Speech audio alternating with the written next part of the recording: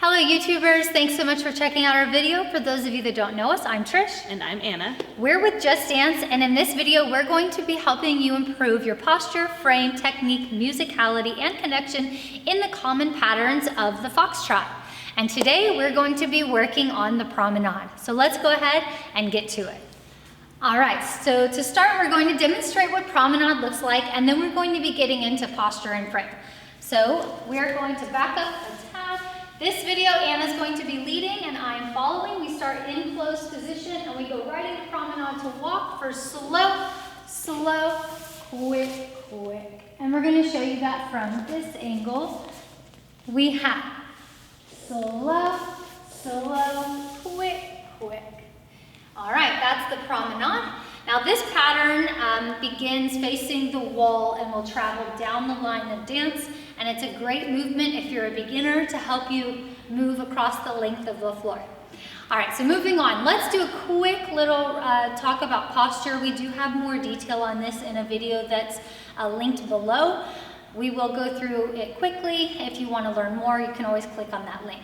So posture, we want to focus on making sure that our head is over our shoulders over the ribs, ribs over the hips. And we want to think about standing really tall and lengthening the spine. And then from here, we want to take our weight and bring it just a little bit forward so that we're balanced towards our partner. Okay, now let's talk a little bit about our frame. So when we're taking a closed position, since Anna is leading, you'll notice that she's going to offer her left hand. I will accept with the right, and then I'm going to walk up to her with my arm out so that she can find my shoulder blade. And as I approach her, I'm walking towards her right shoulder. Notice she connected to my shoulder blade, and she's going to be applying pressure on the under part of her hand into my back. From here, I'm going to take my left hand and find the V of my partner's bicep with my middle finger and thumb. Now, I'm looking off to my left, and Anna is looking off to her left as well, except not as much as the follower. You will see your left hand out of the peripheral of your eye. That's right. So she's kind of looking at 10 o'clock, and like she said, she can see her hand peripherally. And I'm also looking towards 10 o'clock, but I'm stretching further to my left so that we can have a nice counterbalance. So frame is very important because it's our means of communication to one another through the leader to the follower. So as Anna makes any types of shapes or rotations, I can feel that through our frame. So let's talk about that. We're going to go into how the connection and frame helps her to lead me to promenade. So if we begin in closed position, as we take our very first step, Anna is going to rotate her frame to the right, but her hips are going to the left. As you can see, my reaction was to turn and look towards you.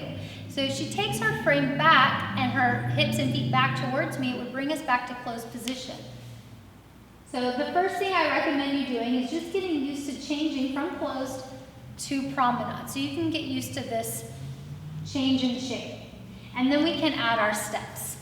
All right, so the steps. The leader, Anna will go over her foot positions, and then I will do the followers. Starting from a closed, you will rotate your lower part of your body and look over your left shoulder. And then for the steps, you will start with your left foot and then your right foot and come back to a close.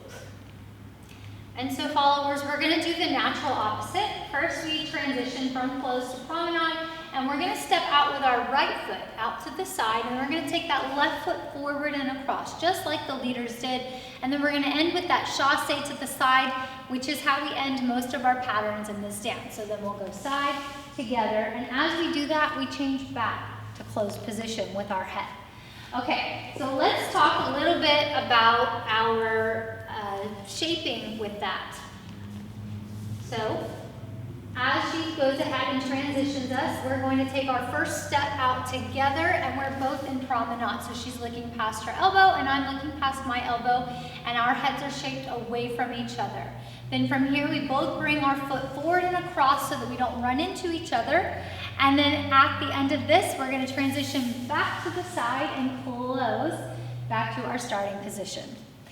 Okay, let's talk about a little bit of technique. So when we're doing promenade, we're kind of doing a sideways walk while moving down the line of dance. So we want to utilize the edges of our feet. So she can stand, if you'll stand in front of me, and we're going to demonstrate this. As we take our first step, we're going to be moving with the inside edge of our foot. So our foot is not open like this, which would cause our hips to turn away from each other, but we're on a diagonal. So we're actually using the inside edge of our heel. And then on our next step, we're going to be stepping forward and across with the outside edge of our heel. Because again, we don't want to be this way, we want to be towards our partner. So we're using the outside edge. And then as we come through, we're going to go up onto our toes, and we're back to facing each other, and then we can close and lower. Let's do that again, moving a different direction. Okay, so our very first step is going to go inside edge, outside edge, and then up onto the toes to the side, and then we close and lower. Now by utilizing the edges of your feet, it's easier to maintain the correct alignment that you should be in when you're dancing in promenade. So if we take promenade and we do a bad promenade, meaning we're gonna overturn our hips and our feet, and now we're side to side with our hips like this, we're very far from each other, and we have a very uncomfortable connection here through our shoulders, because both of our elbows are kind of behind our shoulders in a very, I guess, awkward position. We want to keep our chest a little bit more towards each other so that our arms are in front of our body instead of behind us. So the difference is hips overturn causes us to be in a very uncomfortable position where we wouldn't be using the edges of our feet, we would just be walking normal. But in promenade, we want to be in more of a twisted position. So hips and feet have only turned 1/8 of a turn, and our arms are still in front of our body. In order to do this, let's scoot back a little bit. In order to do this, we would need to use the edges of our feet as we walk in promenade. And then when we face each other, we can go up onto the toes and lower. Okay, so that is the promenade in the Foxtrot. We're gonna dance it a couple times. You can join us. We're gonna do 2 of them down our line of dance. So we begin and close, and we have in, slow, slow, quick, quick, slow, slow, quick, quick. All right, and that is the promenade.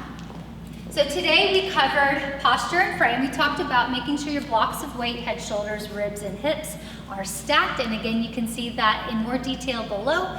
We also talked about frame, how to approach our partner, getting into frame, and transitioning from closed position to promenade. And then we talked about our footwork, so using the inside edge of the heel, the outside edge of the heel, and when to go onto your toe, as well as where to place your feet for this pattern. Practice that, let us know how it goes, and if you have any questions, let us know in the comments below, and we'd love to hear what videos you would like to see in the future. If you like this video, please give us a thumbs up, share it with your friends, and don't forget to hit the notification bell, and we'll see you soon. Thanks for watching.